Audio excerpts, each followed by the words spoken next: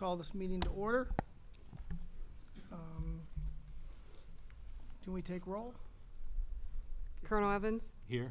Mr. Grozen, Ms. Ludwig, Here. Mr. Micko, Here. Mr. Nazo.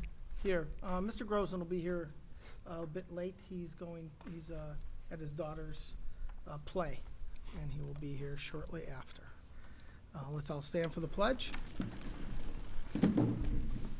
Pledge allegiance To the flag of the United States of America and to the republic for which it stands, one nation, under God, indivisible, with liberty and justice for all.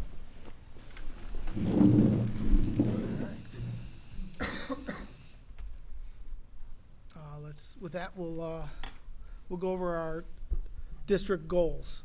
We have 3 goals. The first goal is student achievement. So it's the number 1 goal. It's what we all work for every day, every dollar.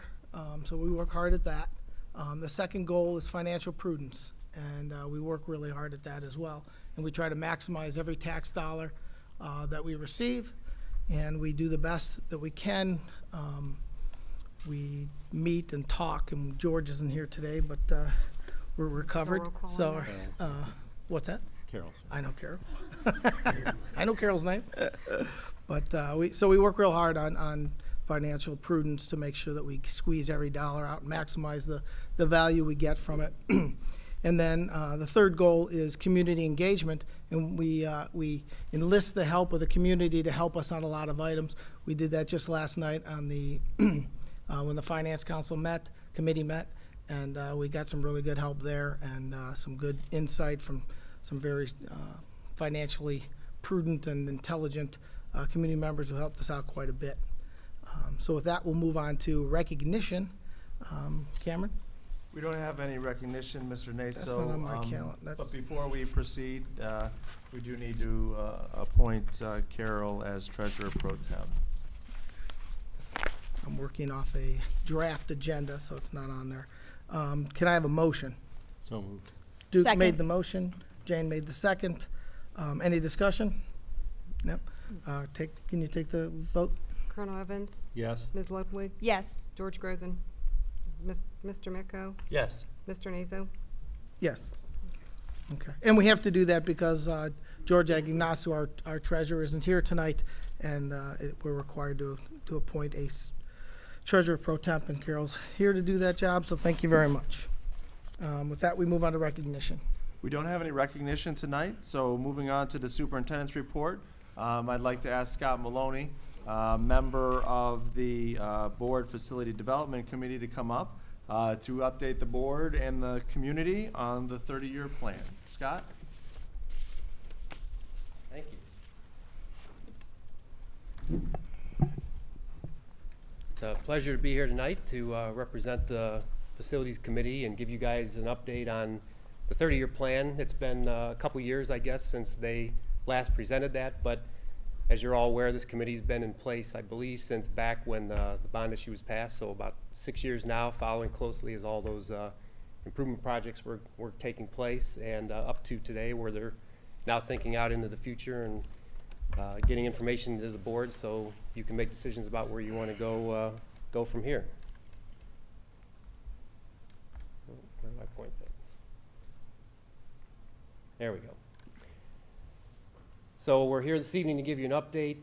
This is a committee of the board that is comprised of residents and taxpayers who we bring a variety of strategic and professional expertise and background with a collective interest in wanting to maintain the excellence of our schools for future generations of students, and in particular as it relates to our facilities and infrastructure.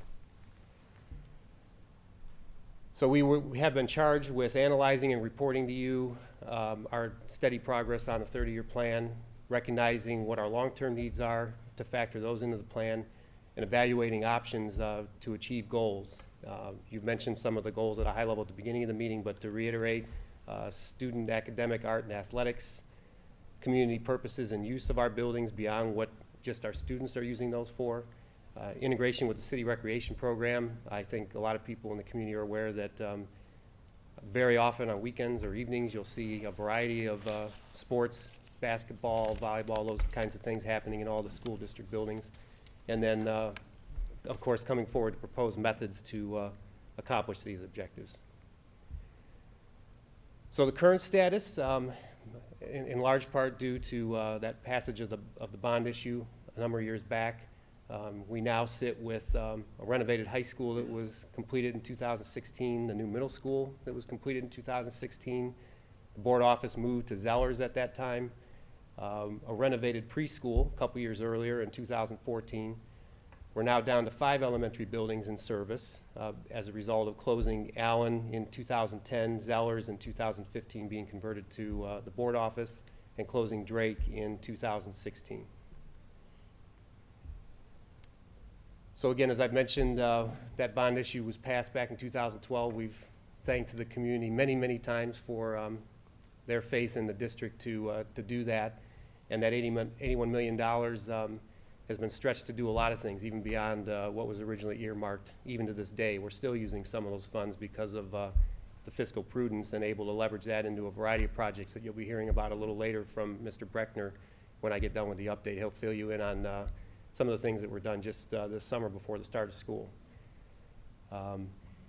And again, you can see tied to the prior slide, it was used to fund the high school renovation, the new middle school, preschool renovation. There were some renovations and rehabilitation done for the transportation center. There were critical elementary mechanical repairs that were part of that project, updating technology throughout the district.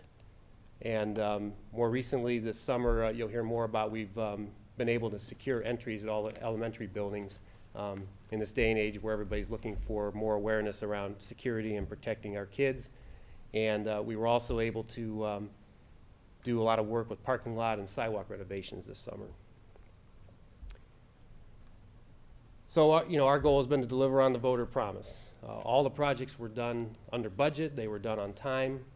We had significant value add from savings through the bidding process and management oversight that, as I said earlier, allowed a lot of additional projects to be taken on. And we do have to give a lot of credit to the city of Strongsville. They were intimately involved, as you guys know, every step of the way. They provided a lot of volunteer time from the building department, from the fire department, the police department, giving regular advice and input into all those different projects and how they'd be affected from a security standpoint, and so forth. So I know that the school district has been very appreciative of that. So we've got, at a high level, you know, we continue to take another look at every year or two what's happening with the predictions that were made back when this report was put together. And they've pretty much stayed the same as they were then. We've got an aging community population. A lot of the kids are aging out and going on to college, moving away from home, so you have more empty nester type of situations. The enrollment has stabilized the last couple years after going through a drop. Over a period of about 10 years. The last DeJong study that's used for looking at enrollment was done in 2009, so almost 10 years ago. But the trends have been in line with what that study predicted. We started to see some slow owner turnover in the various neighborhoods throughout Strongsville. You're seeing more homes go up for sale and families with young children are moving in as an offset to the empty nesters that are moving out. We've got Zellers here that if the enrollment were to suddenly increase for some reason, we know it's a relief outlet to turn back into an elementary school if we had to do that. And we all know that that new middle school has definitely been a magnet for, we've had enrollment increases there from parochial schools and other alternative programs for a lot of kids because of that beautiful new building that we have. Things that go in that we consider into this plan. We know that people have said it's important that they want to have a neighborhood school concept at the elementary level rather than making those buildings specific to certain grades. The geographic size of our city, 25 square miles. We've got transportation challenges because we're such a large geographic area to get the kids to and from all those buildings. We factor in where we have available sites to build. If in the future we say that we want to, for example, take down an elementary school to build a new one, we don't necessarily want to have to do it on the same site, but we can get into a rotation. We want to prepare for population changes. If a future DeJong study, for example, shows that they're predicting a trend upward, we're going to have to plan for that.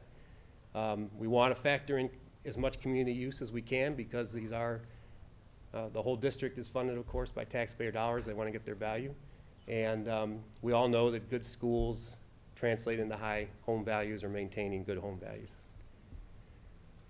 So since the last long-range report, the committee has had, we meet once a month. We've met for a couple years. We've evaluated the current facilities, analyzed all that statistical evidence from the list that I just walked through. We've studied all the board-owned property, estimated mechanical restorations on some of the older buildings. For example, we did a mechanical replacement of HVAC at Chapman over the summer.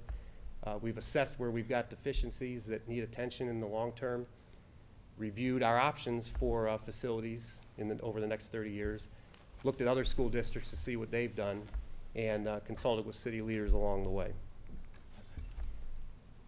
So expectations, we want to learn from the past. We know the future plan has to be adaptable to change, and we want it to be a flexible plan for the community as things might change in the community. We know that we'll have to continue to make adjustments over time as we're reevaluating.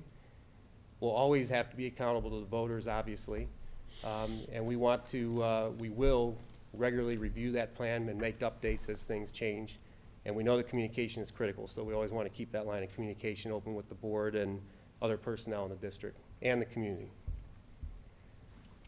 So the conclusion that was drawn is our framework is good as it was back in 2016, and we don't see at this time that there would be any fundamental change to what that plan is.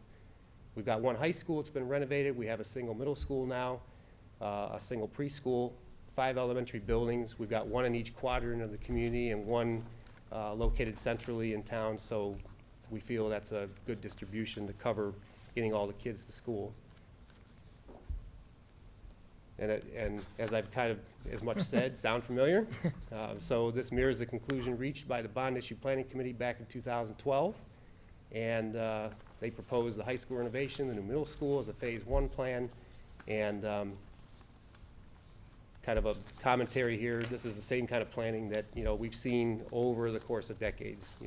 As we've seen growth in population and growth in the number of kids attending school, post-World War II baby boom, there was a lot of construction. Some of our elementary schools reflect that because they were built back in the 50s.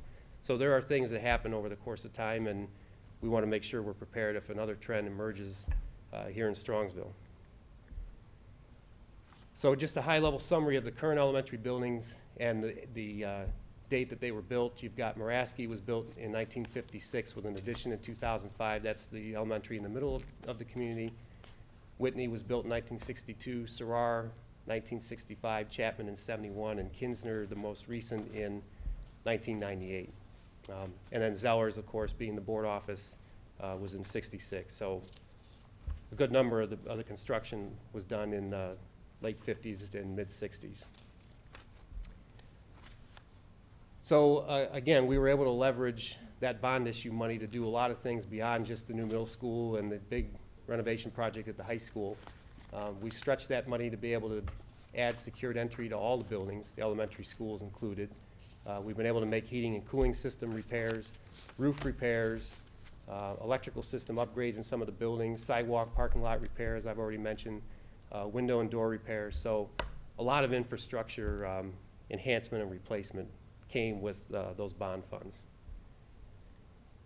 So we know the next phase of the long-term plan is to take a look at the elementary buildings.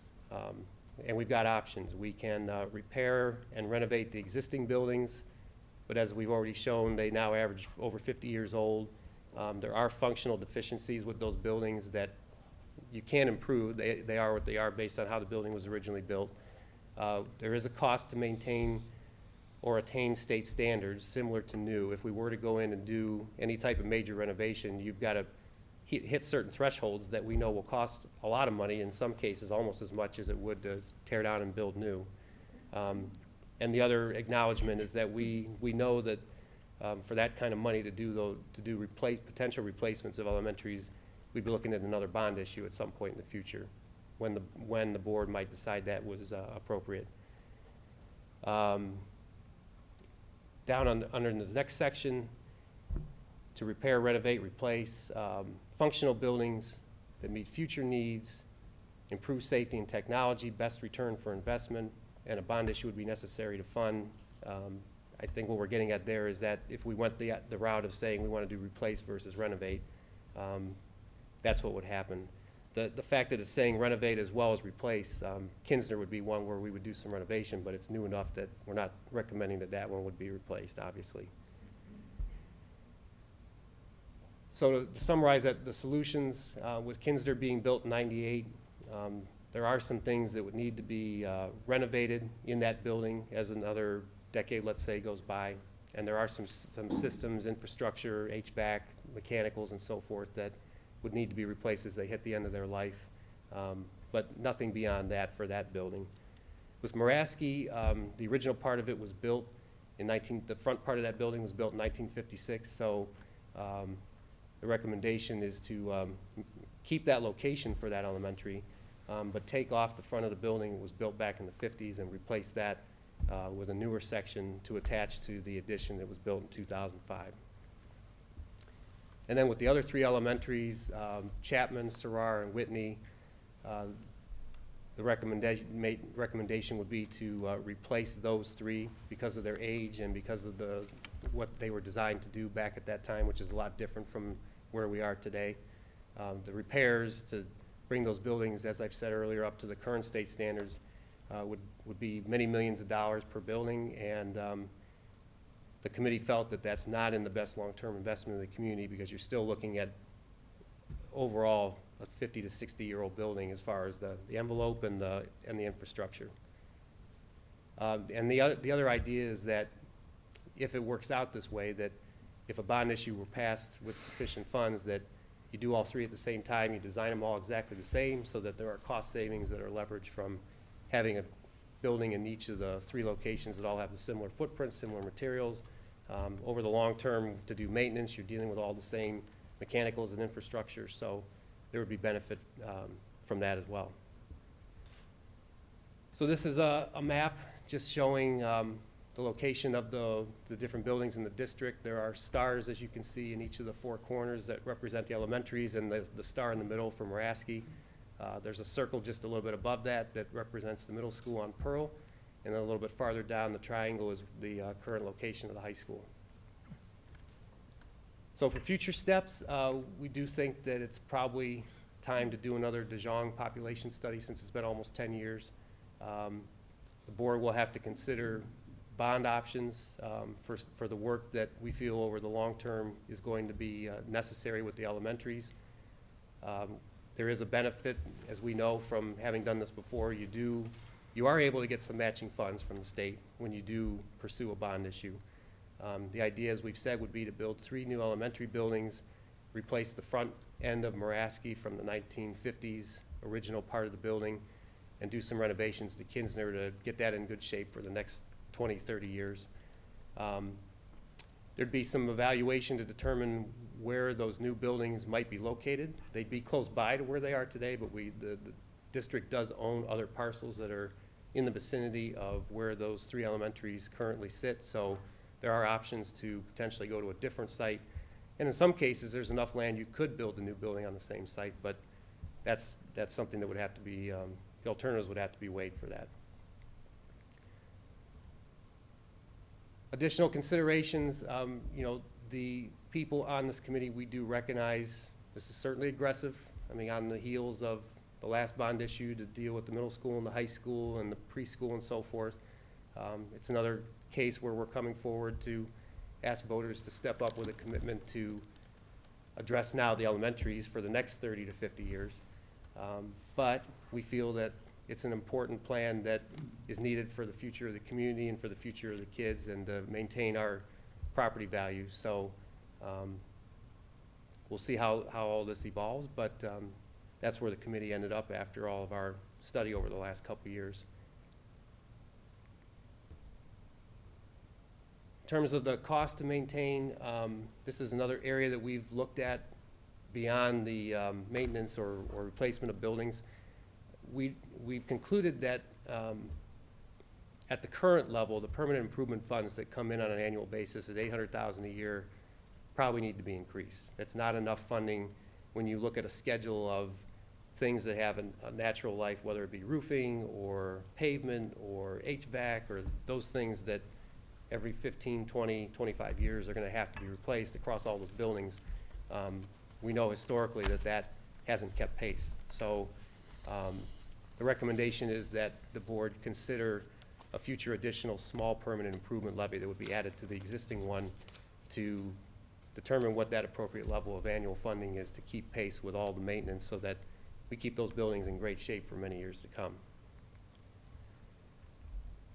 So I think we've already kind of gotten the picture as I've gone along, but what does this do for Strongsville? It gives us the roadmap that we've been maintaining for 30 years to know, to be able to tell the community, what are we doing with our buildings? We have a plan. It's not, hey, we're winging it, you know, by the seat of our pants, that kind of thing. It's giving the message that the district administration has a commitment to being planful about things and looking out into the future to know what we're going to do and not, again, being reactive and waiting for something to fail or something of that sort. So that's what this committee is designed to make sure we're doing.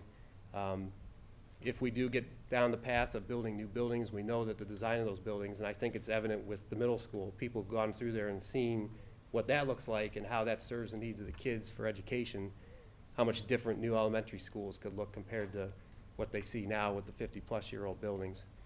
And we know that we've said before, there definitely is a correlation between a quality school district and home values. And so we feel that the plan is important to maintain and keep all of this moving forward so that with the good schools and the families moving in, that's what will keep the homes, when they go up for sale, still selling at a good value.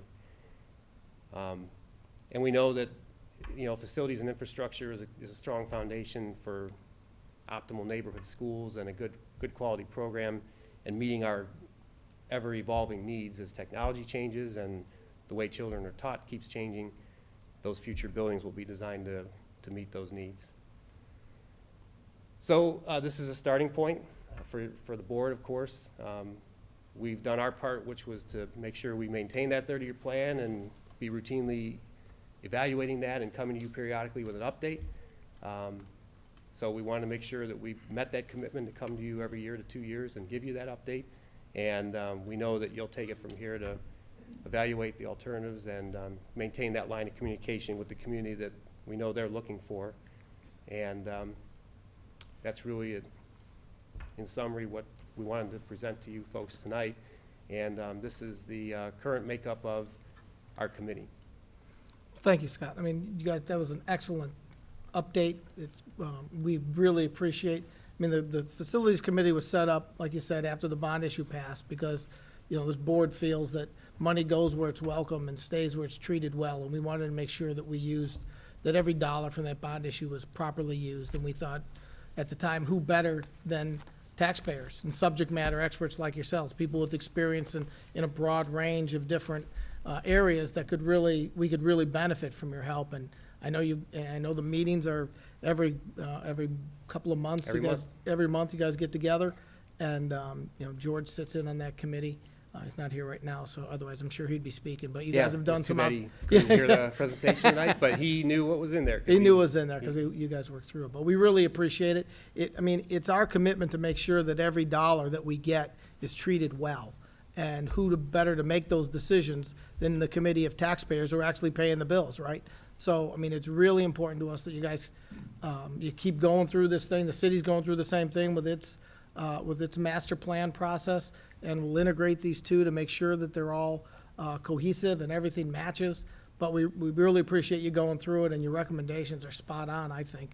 And we'll continue to listen, and you guys continue to keep your pencil sharp and helping us out. And I don't know if anybody has any other comments or. I had one question. What educational considerations were approached as far as you want K through 5 in all these buildings? Did you talk about the expanding preschool options and having preschool in each building? Or is there an educational component to this? I don't see anybody that I think is an education on that list. Or you're just. Not yet. Okay. I would say that what we're evaluating as that's far true. as the Harvard 30-year is. plan is it's very preliminary relative to what those demands would be on those buildings and what, those are great questions about is it still the same makeup of grades per building? Right. Is that potentially gonna be, could that be something different? Could there be things done differently with the preschool? I think this is the starting point to get into all those more detailed discussions about how this evolves to get to where now you've got a fully laid out plan of this is what we're gonna do in detail with those buildings. Right. Well, I think it's important that we recognize that, yes, it would be great to all have new buildings, but we're, still have to take care of the buildings we have for as long as we can. So. Yeah, absolutely. That was the point about the permanent improvement levy as an adjunct to, yes, longer term, we figure those buildings will probably have to be replaced, but in the meantime, we definitely want to maintain what we have and not let any of that get into any state of disrepair that people would look at and say, well, if you can't take care of what you have, why should we be supporting building something new kind of thing, so.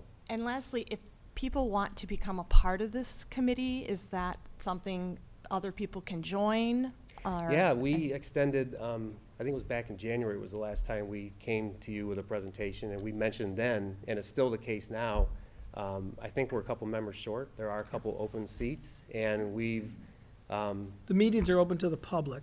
and The they are committee open is to, selected. we have, there are 2 residents that are faithful attendees that, at every meeting, just to listen to what we are there to talk about. But if anybody's interested, they are welcome to let you know at the administration office that we're looking to try to get 2 more seats filled so we have a full. Okay, so full you'd like committee. 2 more members on your committee? Mhm. Okay. So I just wanted to thank Scott for his time and effort, and thank all the members of the committee for the time they put in. It is an unpaid position, but it's really valuable to this board, and I think it's valuable to our school district. I would suggest if anybody's interested in serving on the committee, a great way is to come to a couple of meetings and see what happens, and see the things that are discussed in the planning that goes forward.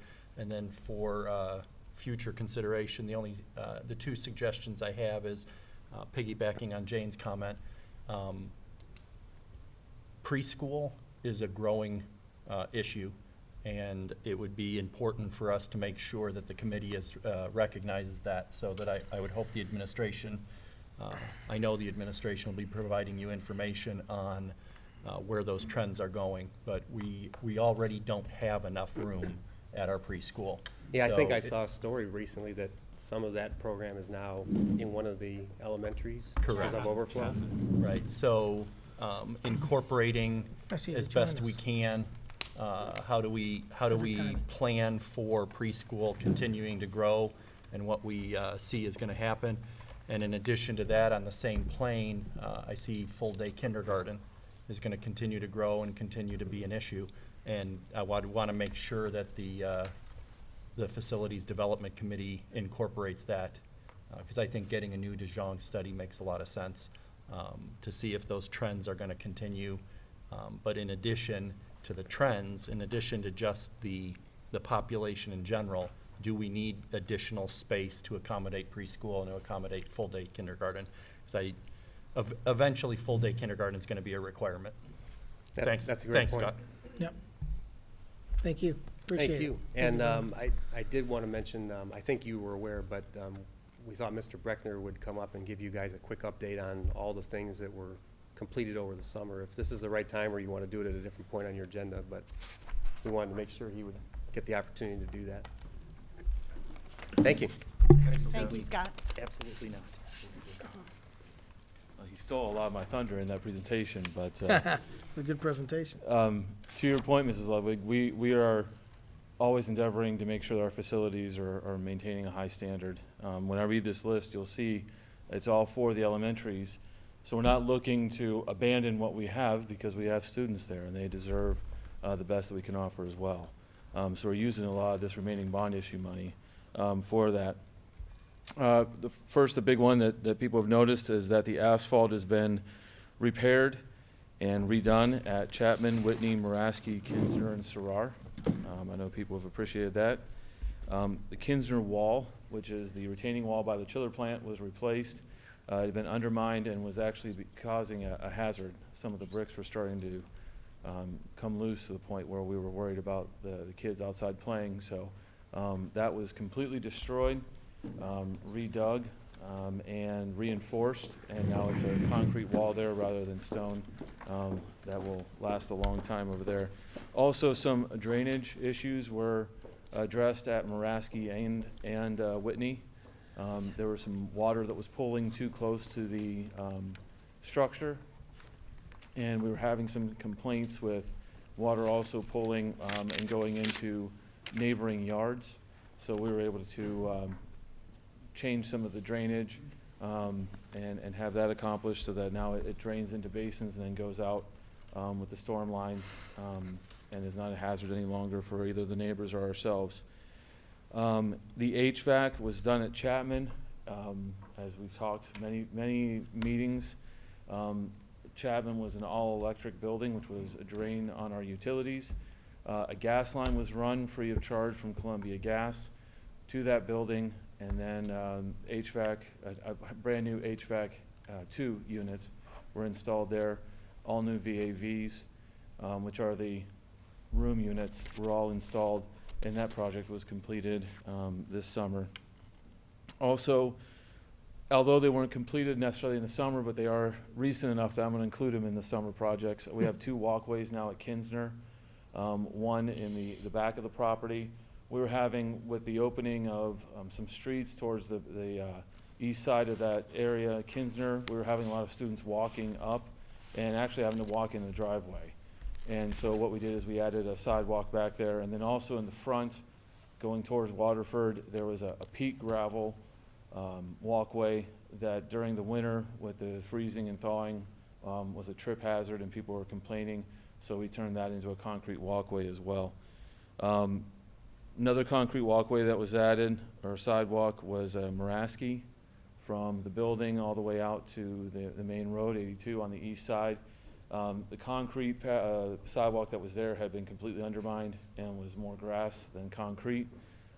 We went in, our guys went in, took all of that out, put down stone to reinforce the foundation, and put a nice sidewalk there for all the kids to walk on. And finally, if you've been over to Whitney, you'll notice that the entryway has been redone. There were some issues with the narrowness of the sidewalk, students lining up, getting on buses. There was not a safe distance away from the sidewalk, and we were concerned that there could be a potential risk of an accident there. So we extended and added to that walkway all the way around that half circle, and then also redid some of the drainage at the front so there's no longer a pond whenever it's a torrential downpour there for students to be walking through. So all of those renovations were done this summer, like I said, to existing buildings, so that, you know, we can prove to taxpayers that we are taking care of the children. As we look forward for 30 years, we're also taking care of tomorrow and today. The next item that's upcoming, that's slated to be started here in the next few weeks and then completed by the start of the second semester, are the secure entryways at the elementary schools. Again, that's bond issue dollars that's allowing us, dollars that we saved from that bond issue, to allow us to have that secure entryway for all of our students going into the elementary schools. If I could make a comment, I was with you when we were doing Maraski. I was there when we did the, we were at Kinsner. Congratulations, and you guys have done an amazing job this summer with all the concrete work and everything that you've done. But I think it's important that the public understands the payback on Chapman. We got a free gas line all the way to the building. How much did that project cost us? The project total, even with what's going to be coming up in the meeting, was still under $450,000. Okay. That building cost us approximately $120,000 to $130,000 a year to maintain, correctly? Correct. That building will now cost us somewhere between 30 to 40, 30 Not to maintain 45? heat, right? To heat. Heat, Heat yeah. and cool, I apologize. Yeah, it would be closer between 60 and 70, just like Okay. the other. So do the subtraction. Our payback on that building for maintaining it, for adding service life to that building will pay us now back dollars every single year, and that project will pay itself off in a short term. And I think those are the important decisions that this administration makes and does an amazing job with.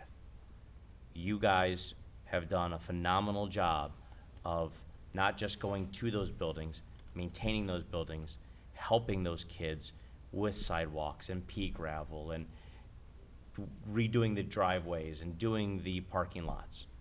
We did it with bond money, but we squeeze every single penny out of every single dollar that we get, and I think it's really incredibly important. Steve, I think you're doing a great job, and I think your guys have done an absolutely amazing job with everything they've done, so congratulations. Thank you. Thank you. I was at Chapman yesterday, and the atmosphere was nice and even. The kids were walking around the hallways in short sleeve shirts and perfectly comfortable, and, you know, it's been a little cold the last couple of weeks, so I think it's working real well. The system seems to be working real well. But I know you see that on your computer if it doesn't, right? So, All right, thank you. Steve. Thank you. That concludes my report to the community. Okay. With that, that brings us to public comment. We do have 2 public comments tonight. The first one, I'll remind you all that for public comment, you have 3 minutes. Try not to use any names or say any mean things. But we're happy to hear, and we're looking forward to hear what you have to say. Terry McNulty, when you get up there, say your name and your address, and then, Sure, my name is Terry McNulty. oh, go up to the microphone, sir.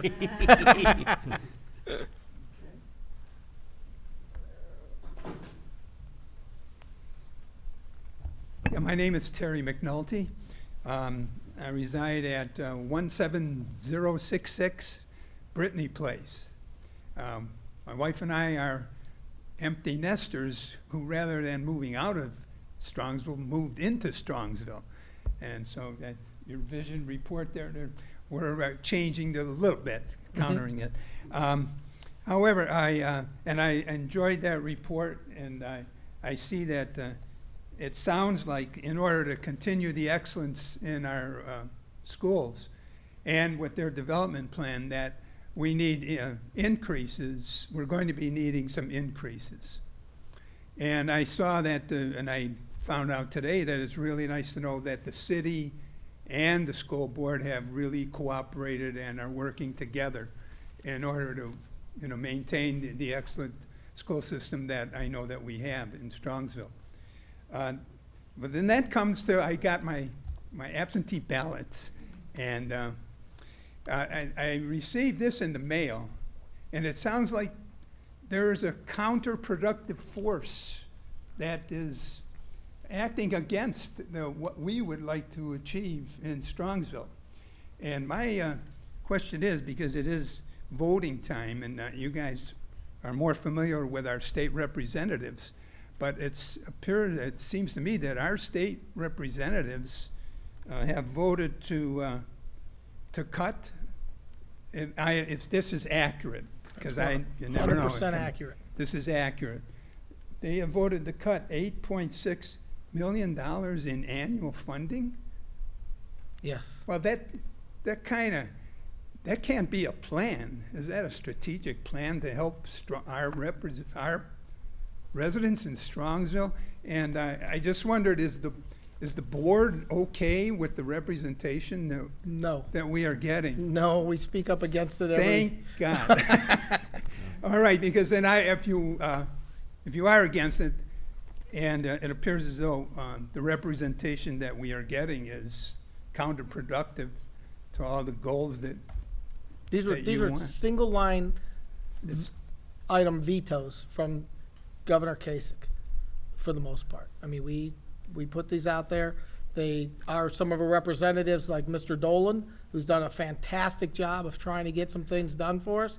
They put it up in the plan, and then Kasich just took his pen and wiped it right out. I know I know you don't want to talk about, but I know that he hasn't been exactly a proponent for public schools, and it appears as though the state legislature is kind of going along with that.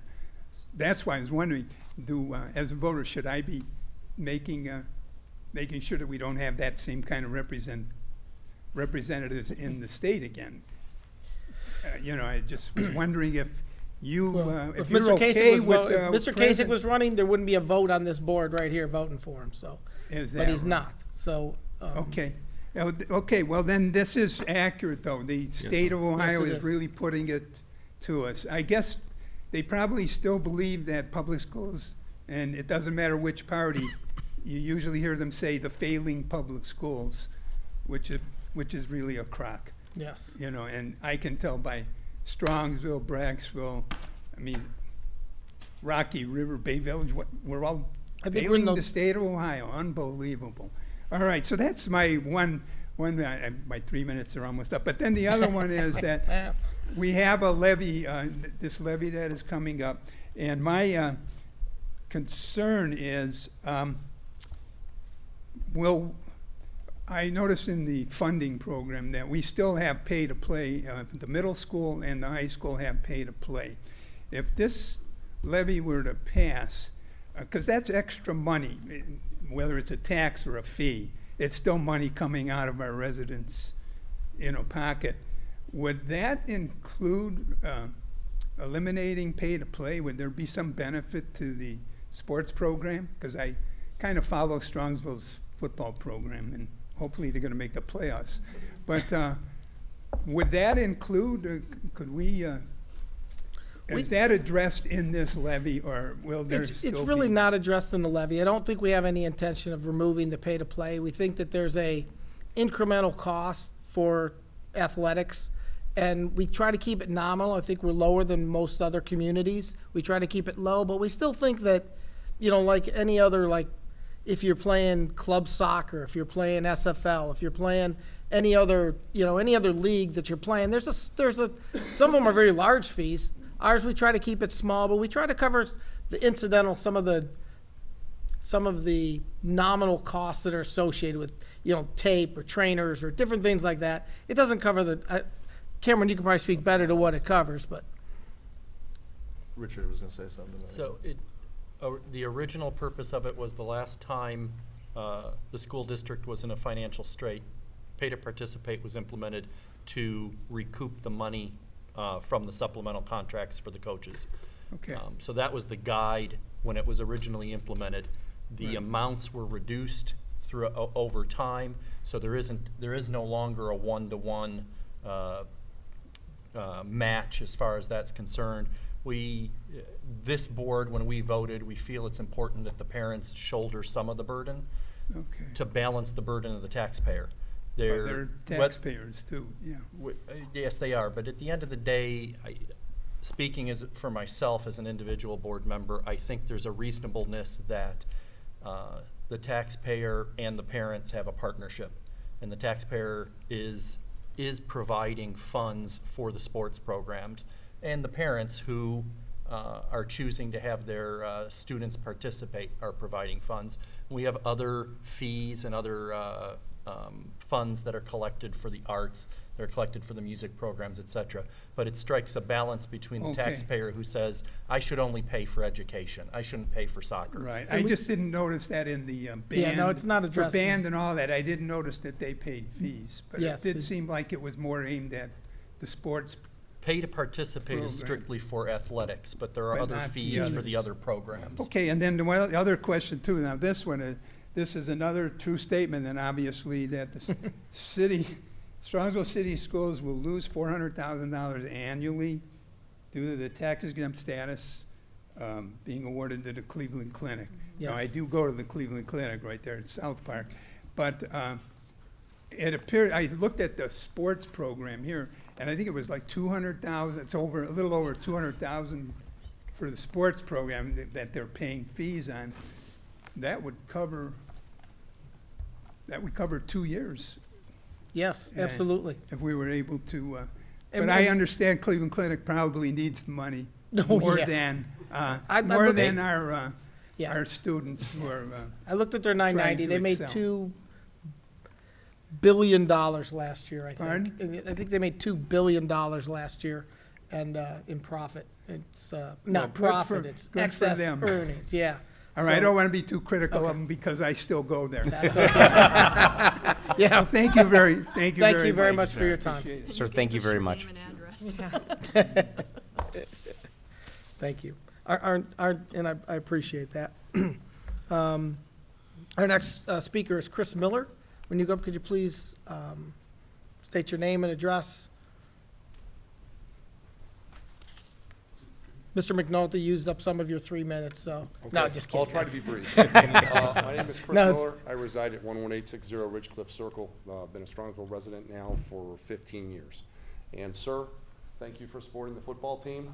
We need all the support we can get. I think football's back in Strongsville, and one of the reasons I came here tonight was to compliment and commend not only the board, but commend Mr. Ryba here for the work that they've done with the excellence in athletics across the board. Right now, we have the girls who are beating Westlake. I just got a text. Our girls' soccer team is ranked number 6 in the country.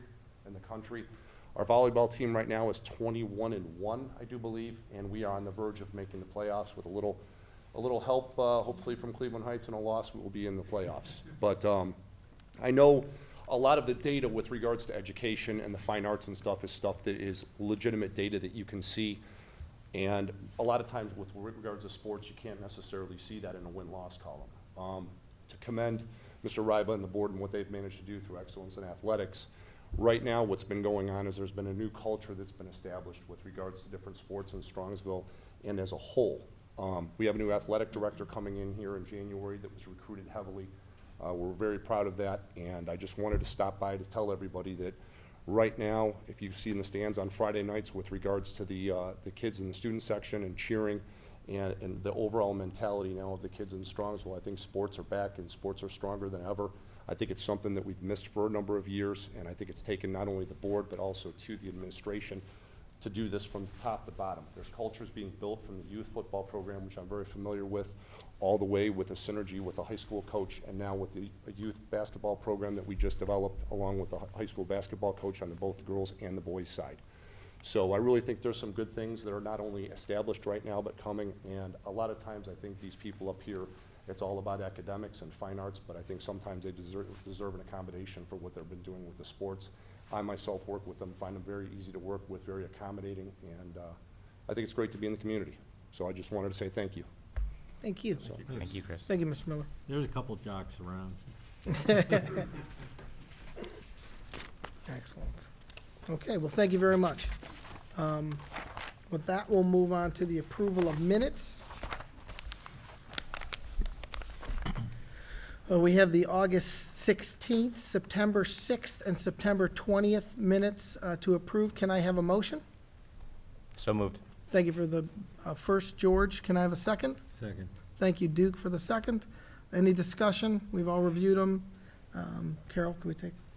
Mr. Grozen, Yes. Colonel Evans. Yes. Ms. Ludwig, Yes. Mr. Miko, Yes. Mr. Nazo. Yes. All right, motion passes. With that, that brings us to our treasurer's report. Hi there, thank you. For tonight, item A, we're going to discuss the financial report for month end ending August 31st, 2018. In your agenda is Exhibit A to refer to. Also, financial report for month ending September 30th, 2018. That is also in your agenda, that is Exhibit B. Also, invoice order approvals from our general fund, 001, and then construction fund, 004. Be it resolved upon recommendation of the treasurer that in accordance with the ORC for after-the-fact invoices, the board approves the following invoices for payment, and the treasurer be authorized to sign the fiscal certificate. The first vendor is Dude Solutions Incorporated. Its facilities inventory systems. The purchase order is 2190879. The date of the purchase order was 9/7/18. The amount was $3,450. It was actually purchased on 7/1/18. The second vendor is Geoscience Laboratories Incorporated. This was for the asphalt project. The purchase order number was 2191071. The date of the purchase order was 9/27/18. The amount was $26,741.95. The actual purchase was on 8/31/18.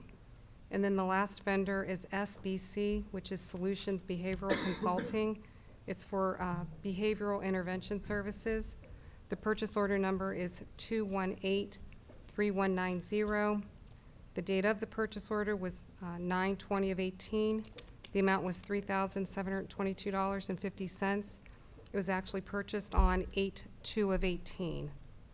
And finally, the amended permanent appropriations. Be it resolved upon the recommendation of the treasurer that the amended permanent appropriations for fiscal year 19 be approved, and that is Exhibit C in the agenda. All right. Thank you very much. You're welcome. Thank you, Carol.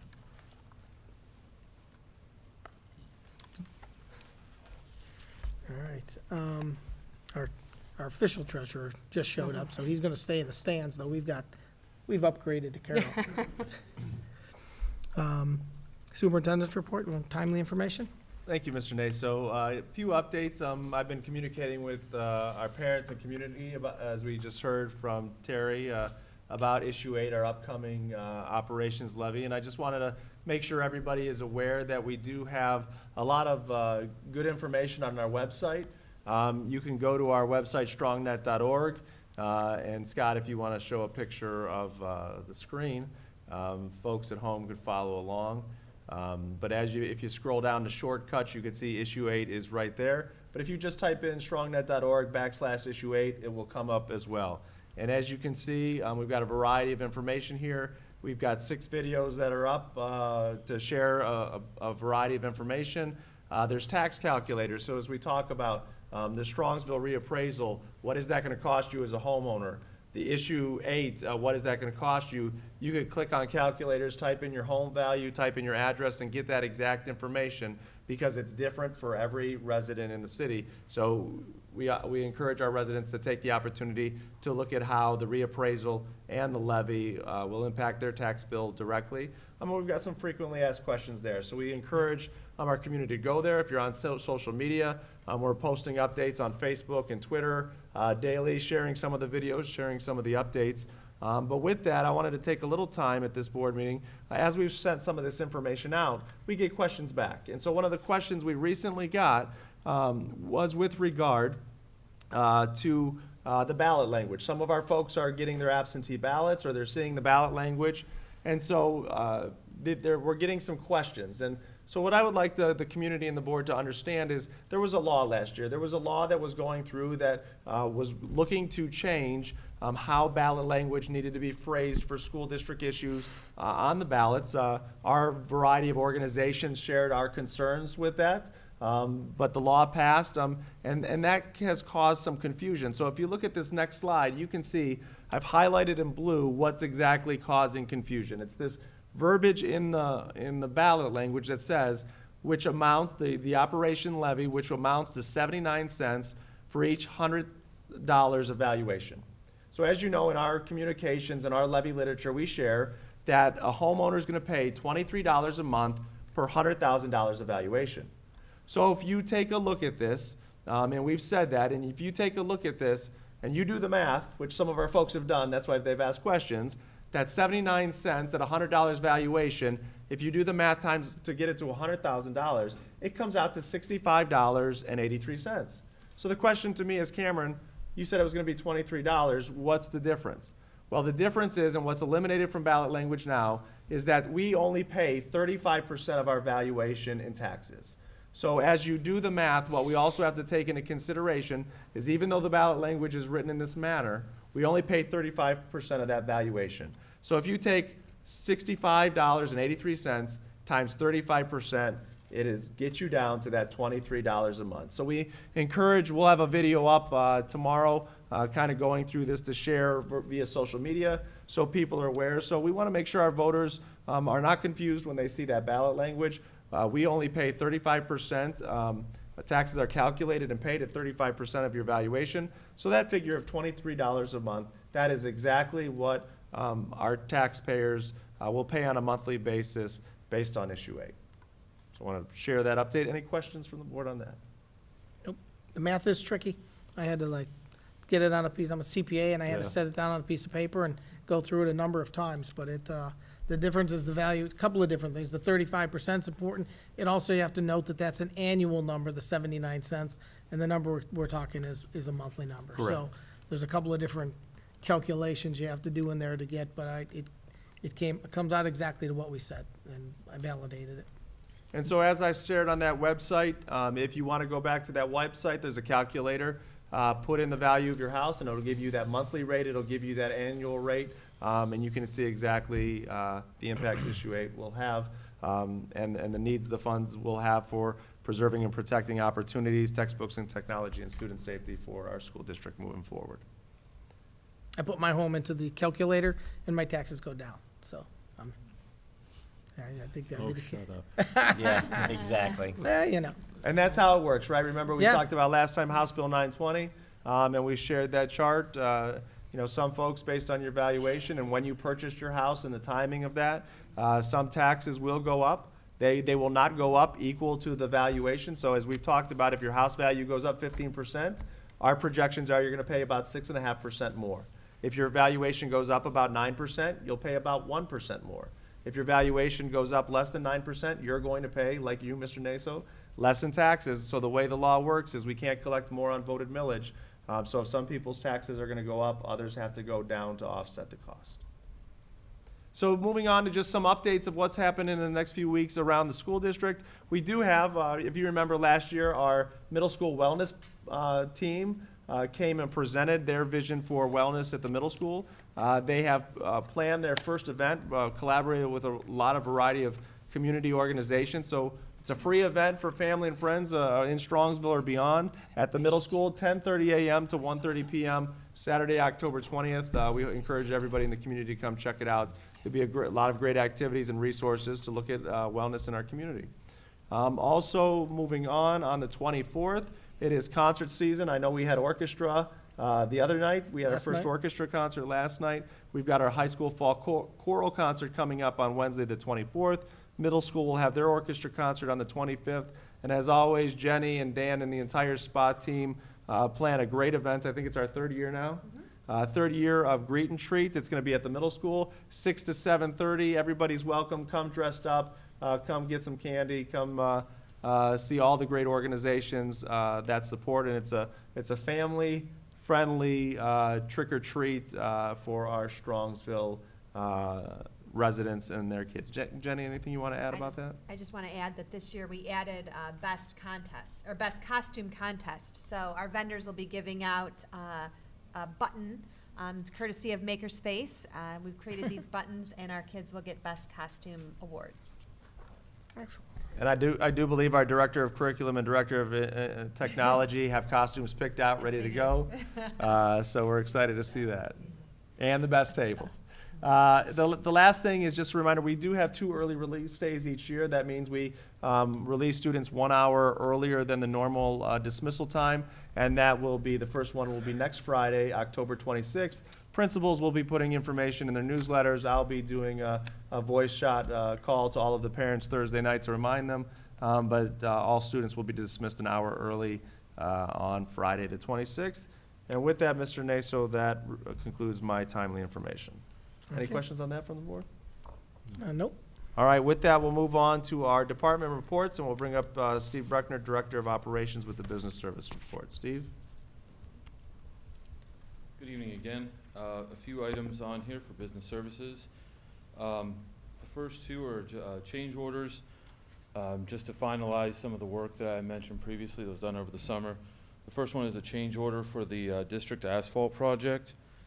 Be it resolved upon the recommendation of the superintendent that the Board of Education approves the execution of a change order with Chagrin Valley Paving Incorporated for an additional cost of $48,772.70, funding to be from the Asphalt Project Fund, and that is found in Exhibit D. Excellent. Can I have a motion? So moved. Second. Thank you, George. Second by Duke. Any discussion? No, let's vote. Mr. Rosen? Yes. Colonel Evans? Yes. Ms. Ludwig? Yes. Mr. Micko? Yes. Mr. Nazo? Yes.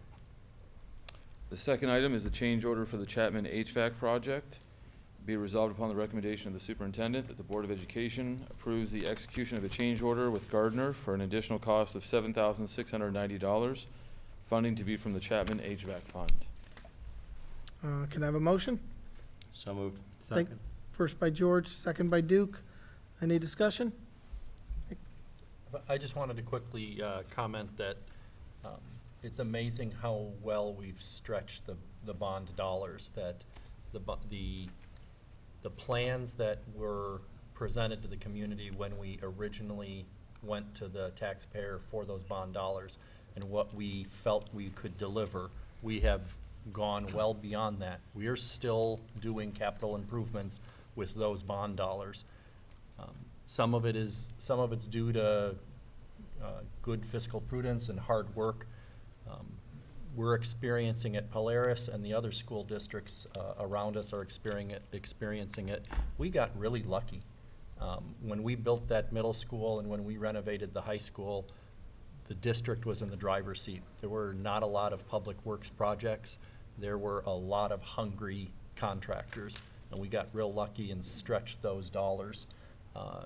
Other school districts that are doing their projects now, they're now scaling back because prices have gone up severely. So I did want to compliment your team and just the fact that we continue to stretch those dollars and we have the dollars. But when we did this project to begin with, nobody ever envisioned continuing to do asphalt projects with that money. So job well done. Yep. I just make one point of correction. When we decided to do the project, that was one of the impetuses for doing it exactly then, was that we knew, we looked at, we're fortunate and lucky. And proper planning usually takes advantage of those things. I'd say you can be lucky or you can be good. I like to think we're pretty good at it. We had the right oversight. Yeah, That's right. we did, We we did, and that's a good point. Absolutely had the right oversight. So that's great. I think we have to vote. Did we vote on Yes. the change order? Mhm. We did? Okay. No. No. What's that? I don't No, believe we we didn't did. vote on the change order. We did not We We're did not. going to vote. do it now. There is a Mr. vote Grozen? now.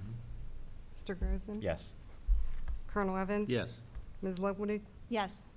Mr. Miko? Yes. Mr. Nazo? Yes. The third item is a donation of district personal property. Be resolved upon the recommendation of the superintendent that the following items have exceeded their useful life and/or considered obsolete. Sideline chairs used by players and coaches at volleyball and basketball games, and conference and state title banners. Be it further resolved upon the recommendation of the superintendent that the items listed above be donated to the Strongsville Athletic Booster Club to be used for fundraising purposes for purchase and donation of new sideline chairs. And it's my understanding that the Booster Club is already receiving offers for this stuff, so they're kind of raffling it off, and it'll pay us back again, so it's beautiful. Nice job. The fourth item is a transportation for non-public students, also called transportation or payment in lieu of. This is for students that's declared either impractical for reasons of distance or reasons of number of students attending that school, that we don't provide a school bus to that school, and we then provide a payment in lieu of option for them. And those students are listed there in that area. The fifth item are the gifts that the district received. Chick-fil-A donated $500 to be used towards the purchase of school-themed T-shirts for district staff. The Cotter family donated 9 spiral notebooks, a dictionary, and notebook paper to Sarar Elementary School. The Strongsville Rotary Club donated 125 pocket folders, 24 highlighter 12-packs, 41 glue sticks, or glue stick 12-packs, 36 student scissors, 12 pencil 12-packs, and 48 boxes of crayons to Sarar Elementary School. The Strongsville Rotary Club also donated 6 boxes of pronged folders, 72 boxes of crayons, 24 marker 8-packs, 85 pairs of scissors, 25 boxes of glue sticks, and 24 dozen pencils to Kinsner Elementary School. Andrew and Dana Heyer donated $500 to the Strongsville High School Piano Fund. William McComb donated $10 to the Strongsville High School Piano Fund, and the family of Carol Gorzyka, on her behalf, donated miscellaneous office supplies to be used for district makerspace programs. And that concludes my section. If I could mention, the Strongsville Rotary every single year goes into we want to donate items back to the school district. And so about every June, July, we make the announcement and we just start gathering money. We pass the hat. We do whatever it takes to try to get as much items we can put back into the teachers' hands. So at any point, anybody wants to donate, Strongsville Rotary will be more than happy to accept your dollar or accept your item. But we really try really hard to give back and have a partnership with the school district. So I'm proud of that. If anybody wants to visit us at Rotary, it's on Friday mornings. But, you know, anytime that anybody wants to donate anything, please, Rotary would be glad to help.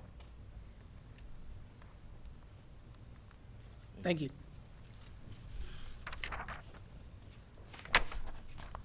Next up, we have Director of Curriculum, Erin Green, with her report for the month. Erin? Good evening. Tonight we have 6 items under the curriculum section. The first one is a correction to the June 28th, 2018 agenda, and that was Strongsville Early Learning Preschool Student Handbook. We added an addendum regarding isolation of a sick child. We inserted that into the handbook, updated it, and sent that home to the parents. Items 2, 3, and 4 are service agreements from Title I pass-through funds. Item 2 is an agreement with McKeon Education Group, $14,000 for 3 part-time Title I instructors at St. Joseph and John Interparochial School. That is shown in Exhibit F.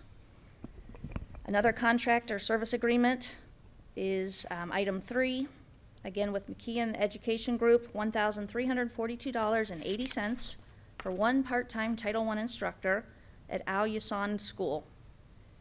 That's Exhibit G.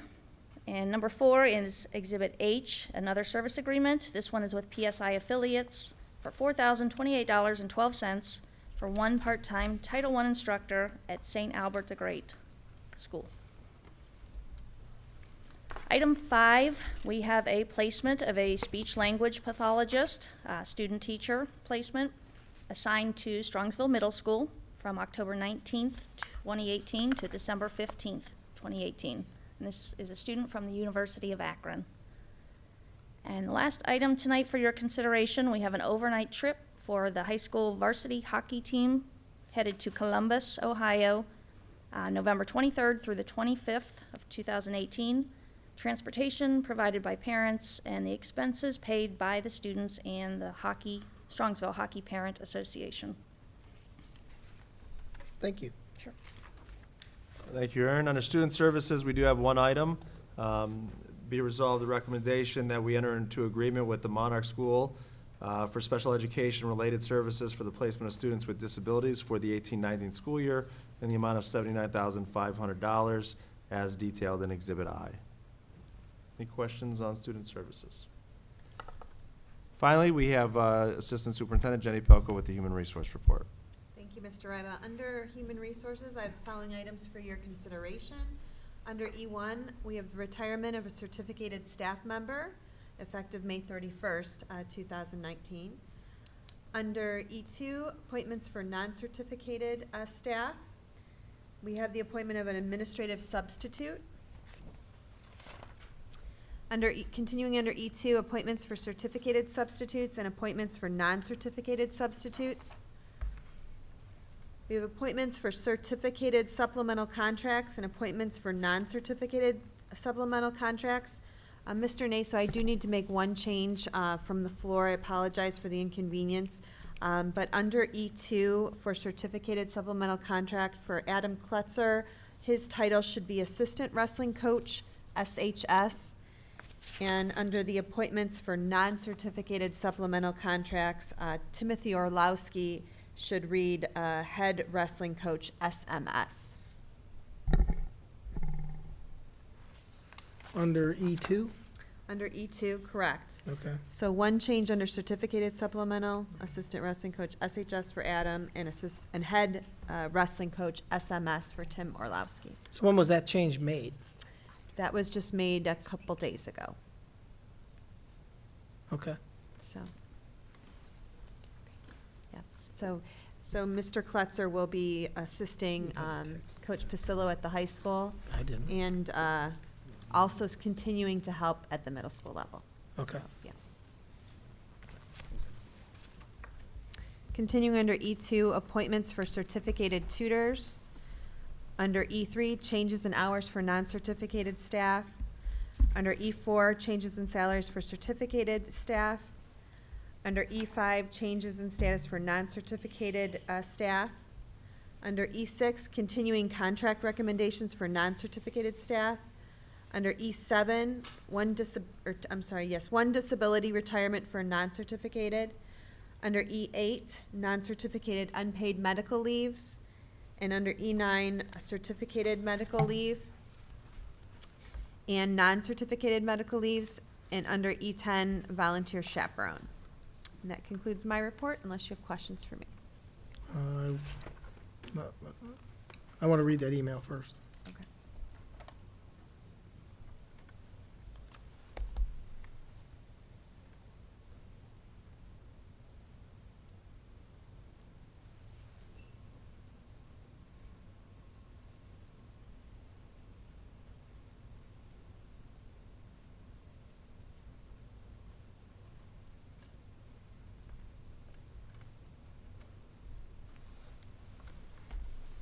Excellent. Thank you. I talked to both of them a week ago, and that wasn't the case, so I was just, Yeah, but This that's, came from the coaches. They- yeah, no. Coaches and Yep, Ray. no, that's good, that's Yeah. good. No, it'll be great for the wrestling program. Yep. and- yeah. Yeah, no, they're both dedicated. I know Tim, I talk to him all the time, and Yep. talk to Adam as Yeah. well. Yep, He's they're all on they're board, both great. so. They're all dedicated. I'm sure they wrestled with the decision. And with that, we do not have any items under technology for this month, so that concludes my report for October. All right. Thanks for coming anyway, Vicky.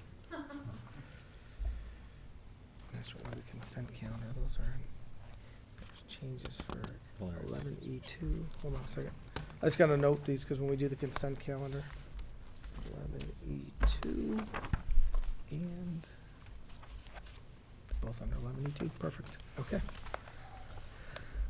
That brings us to Richard, Polaris. Thank you, Carl. Just a couple of announcements, a couple of updates on Polaris. First of all, I want to give a shout out to Chef Scott Popovic, who is our deli and food production instructor. He competed on the current season of Hell's Kitchen, represented us well. Unfortunately, Chef Ramsay didn't think so as much, and he was eliminated during the second competition. But it was it was very fun, and it was a lot of excitement for Polaris. Chef Popovic was also on Channel 8 and did a little stint there. And if you go to the Polaris website, you can look at all the videos. So we were very excited and happy for him that he represented us well. Construction continues at Polaris. We finished the first phase. We've started the second phase. The second phase is going to concentrate on the second floor, which will be primarily the medical, health-related areas. Both the STNA, the biomedical programs, the dental programs, all of those will be updated and renovated. And then we'll also be starting on the new culinary and baking and pastry arts sections. And those are going to be really exciting. When those are done, there'll be a new entrance for those programs. So it'll be much more like a real restaurant or a real deli. And it'll be a great training place for our students. But if you go to the website, you can see all the before and after pictures, which are usually a lot of fun to watch. A very important announcement, the holiday bake sale has begun. You'll want to go on the website and download your form. Your 2018 form needs to be turned in no later than Thursday, November 8th. And this is the 19th annual holiday fundraiser that the Polaris Baking and Pastry Arts students do. All of the items are baked by the students, everything from Dutch apple pie to pumpkin bread to Boston clam chowder and shrimp bisque, etc. And it all supports their programs. And I've sampled almost all of it, and I can attest that all of it is good. Do they ever sell out of that, or do, I mean, I know Oh, they no, have they a cutoff. they cut off, Like and 50 orders or whatever it is, so they don't, yeah, they'll you be need to. baking forever. The reason they take the orders, like I said, the deadline for the orders is November 8th, and then Tuesday, November 20th, right before Thanksgiving, is when you pick them up. And the reason they have that deadline is because so many people order, they need to know exactly how much food to purchase, and then the students need the time to prepare it all. And I won't say whether you can show up and get a few last-minute items or not. I also want to highlight, because of the construction, the traditional recruitment patterns at Polaris are a little adjusted to allow the construction to happen right now. So sophomore presentations will be November, December this year. Sophomore visitation days at Polaris will be January 14th through the 16th of next year. You can mark your calendars now for January 17th from 6 to 7:30 p.m. That is the sophomores open house. And then the other date to mark your calendars for next year is May 2nd, 2019, and that's the 9th grade Advantage event. And it's a similar open house for 9th graders towards the end of this school year that want to get a jump and take a look at some of the programs Polaris offers.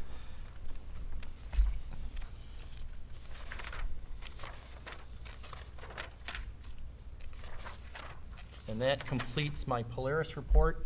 If I can jump into the legislative report. Please. The one thing I want to highlight is the state school board met last Tuesday and made a recommendation to the legislature to delay some of the changes to state graduation requirements. A few years ago, the state legislature passed some changes to how you can graduate, and while the intention was good, I think when they actually tried to roll it out, they discovered that we would have, put simply, way too many kids unable to graduate from high school. So they did a change last year, and the State Board of Education is recommending a two-prong approach for the legislature next year. One is to make an immediate critical change for upcoming years, and then to take a look, the upcoming 2 to 3 years, and then to take a look at what we really want to have as rules for graduation. So that's something that we have to be aware of and make sure that we're following all the rules for our seniors.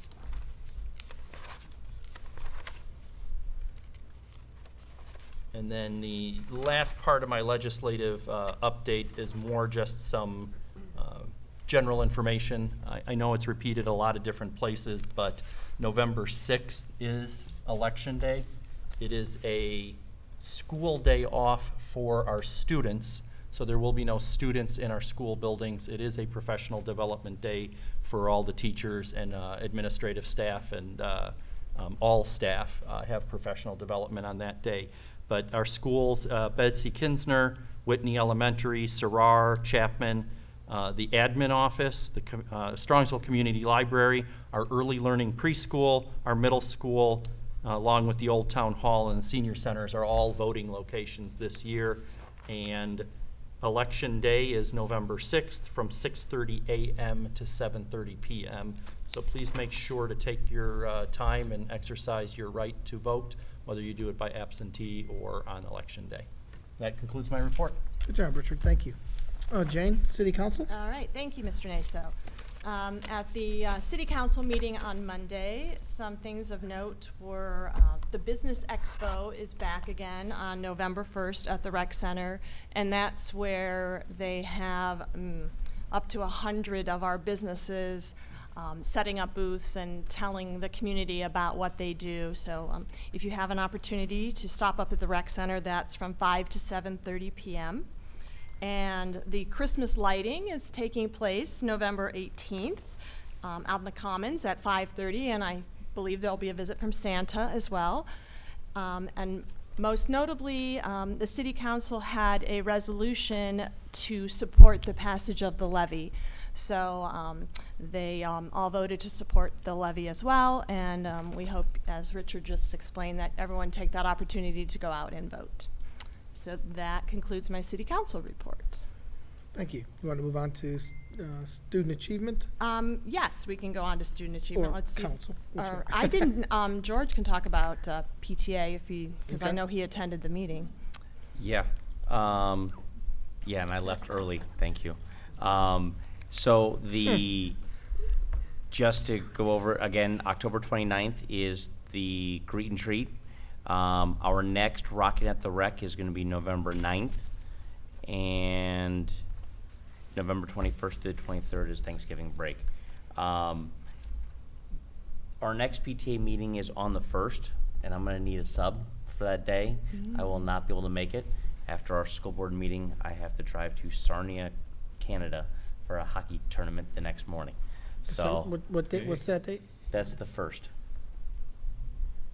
So if someone could make it for me, I'd really appreciate it. But yeah, the PTA meeting's on the 1st. So if someone could make it for me, or just take notes. And as usual, if you have not joined your parent PTA, we highly encourage you to go in and get your membership. You can do most of them online. It's very easy. Just go to our webpage, and they'll have a PTA section, and you can just buy your membership there, and most of them are like $5. So with 100% of the proceeds going to our students, which is nice. Student achievement? Are we ready for student We achievement? are All right, ready. let's see if Let's this see, we got some works. up here. What we I got know, we going? do have something up. Last month I had the pleasure of going to our middle school and meeting in the Pirates team with Mrs. Vish. She's a math teacher. She was teaching pre-algebra that day. And she has a novel approach to teaching. She has flexible seating and centers-based learning. And that's kind of all fancy and whatnot, but studies have shown that kids like variety in how they learn.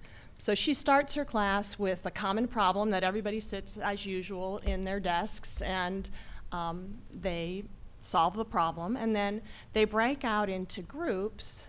This is not working. Where and there's a timer on the board, so everybody can kind of work at their own pace. And they're all given a stack of cups, red, yellow, and green. And if a student has a question, they'll put a red cup on there and goes, it's preventing me from working. And so then the teacher is able to address those kids without having pandemonium in the classroom or everybody going, help me, help me, help me. So it was very organized. I was very impressed. The students were all very, very polite. But what's interesting about her classroom is in the first picture there, she's sitting on the swivel stool. So a lot of children have to have motion or movement to help them concentrate throughout the day. Then there's other students that were on a yoga ball. They have gaming chairs and the little sling chair. And every student can select what method they would like to use to learn in. We also have rubber bands that are at the bottom of their desks. So if they are fidgety, they can, tap their rubber bands. And they have foot pedals. And the one in the center picture is actually a bicycle. So you can sit and bicycle. So you get your workout while you're in math as well. Because studies have shown that students are more engaged when they're at a standing desk. And so I know there's a few other classrooms in our district that do utilize this. They all seem very happy. And that is student achievement. So maybe we should stand up for our next board meeting? Yeah, you know, it's funny. I just had a standing desk installed in my office today. Did you? So I have can one that stand- raises and lowers, so I Yeah. can Mine stand goes up up when and I I feel can like it. stand, Yeah. and it was pretty fun today. I was standing up. Yeah. Yeah, Did you concentrate better? I think I did. Okay. I think I did. Mine doesn't go up as high as some of the other ones, but it's- excellent. Doesn't have Thank to, you. right? It doesn't have to, exactly. And all the those components, the desks and the seats, were given through grants through the Strongsville Education Foundation and the PTA. There's a few more items she would like in her classroom, and hopefully she will be getting a grant from someplace else. We'll see. Excellent. Okay, that brings Strongsville Education Foundation. We did have a phone conference earlier this week. They've got their annual appeal cocktail hour coming up later on this week. So that's a invitation that's gone out to certain Friends of the Foundation, so that's coming up, and they're starting to work on plans for Jockeys and Juleps coming up this spring.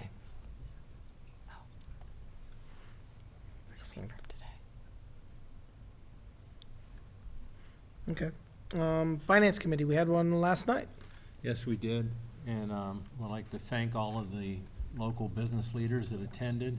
George ran the meeting, and I think it was very productive. We went over the explanation for the levies, and we also talked about numerous ways we can take a look at our medical insurance requirements and how those could be made more efficient and cost less for the district and for the participants. So Yep. that's about it. Yep. And the way we set up the Finance Committee is we have certain subject matter experts, and we have one or two that are very knowledgeable, actually two that are very knowledgeable about healthcare plans, and they both had some really good ideas, and so we're going to start looking at those and see what we can do to see if we can keep control of those costs, which everybody knows can get out of hand pretty quickly. Next one is Policy Committee. We met, was it last Wednesday? Yes. We met last Wednesday and had a rousing discussion on credit card policy. There was a lot of debate and a lot of good discussion, but we came to a recommendation, and it is up for first reading today. Excellent. What's in your wallet? Facilities Committee. Our next meeting is October 25th. It's a Thursday at Whitney, Okay. and the time is 6, I think they usually start at 6:30. 6:30. 6:30. Okay. Yep. Thank you, Cameron. Yep. With that brings us to the consent calendar. We do have the two changes in 11, in section 11, E2, where Adam Klutzer and Tim Orlowski switch titles. So with that noted, can I have a motion? So moved. Thank you, Duke, for the first. Second. Thank you, Jane, for the second.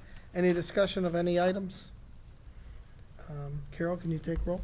Colonel Evans? Yes. Ms. Ludwig? Yes. Mr. Rosen? Yes. Mr. Micko? Yes. Mr. Nazo? Yes. That brings us to item 17, board policies. We have that first reading that Mr. Micko just mentioned about the use of credit cards. And that policy's out for, we've all read it, so first reading. Mr. Naso, there is one comment that I'd like to make. George was at a conference earlier today with the auditor's office, and with there was an option that we had to select, and based on the selection of the option that approved, staff members would be able to have a credit card on their person.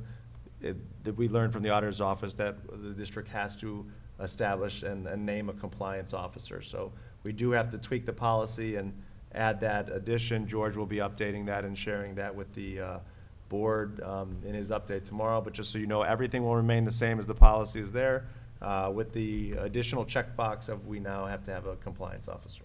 And will I assume that'll be our treasurer? It cannot be the It treasurer. cannot be the treasurer? No. It has to be a person that does.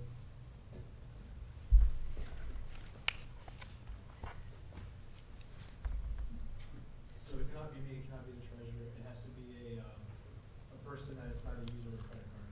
So what they do is every 6 months, they have to look at the transactions, see if they align along with the credit card policy, look at the card list and the expiration limits of the cards. My recommendation would be that it would be an accounts payable person, that's the person that reconciles the bill every month, so they're already doing that. So that's one recommendation. We could talk about others if that's not an acceptable recommendation. Is the policy just a position that you put in there? It's not a named person, correct? It's position. Yeah. Okay, thank you. Thanks for staying so current. Yeah, these things It was- roll it out was- daily. And it was a lot of confusion in the sense this law passed and they had a short time frame where it had to be implemented. And then when we were first asking the auditors, our local auditors, they didn't know, they didn't get any guidance from it. And then today I went to a hot topics meeting with a lot of local treasurers, and there was a representative there from the auditor's office that made a presentation that cleared up a lot of the confusion and clarification. So a lot of districts are waiting until the end of the month to implement theirs, as they're still kind of sorting through. So everything else is fine that's in there. It was just that piece of the compliance officer. Okay, excellent, thank you. That brings us to Board of Education Other. Just want to mention that the Strongsville Middle School Orchestra will having a concert on the 25th. That's the same evening where we have our facilities meeting, so I will be late. Earlier release is on the 26th. The greet and treat is on the 29th. And don't forget your Polaris bake sale, because I think I'm gonna have to do that. All right. I'd like to say that I went to the girls' volleyball game against Brunswick, and it was probably one of the most exciting sporting events that I have attended in a very long time. It went 5 sets, and we came out victorious, but it was some of the best volleyball I think I've ever seen. If they're going to be in the play, they're what, 21-1 now? And they'll be in the playoffs, obviously. So if you get a chance to watch these games, these girls, not only they battled back like warriors. I mean, it was intense to watch, and I left exhausted. But it was really fun to watch. The girls' soccer team, they're playing tonight. Any updates? Yes, I saw we were leading 1-0. 1-0, okay. And then tomorrow night we have football away at Elyria.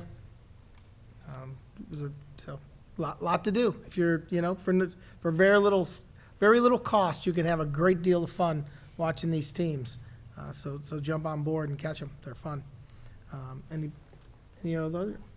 I just want to remind everyone that Saturday is Sweetest Day. Oh. And What are you buying me? as a suggestion, if you do have a sweetheart, there is no better present that I can think of than a brand-new car.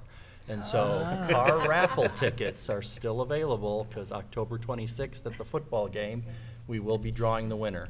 So you can get your Sweetest Day present and a brand-new car all by finding a student athlete and getting a car raffle ticket. There's only 3,000, so they are serialized. So your sweetest will get a serialized gift of one of only 3,000, and Suitable for framing. suitable for framing, and they're available at the middle school also. And an Thank oil you. change.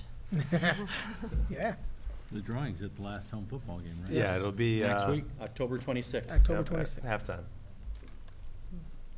Excellent. Meeting notice, we do have a regular board meeting on November 1st, 7 o'clock right here, and then another one on November 15th at 7 o'clock right here. We do have need for executive session. To consider the dismissal of a public employee or official. Can I have a motion? So moved. Thank you, Duke. Second.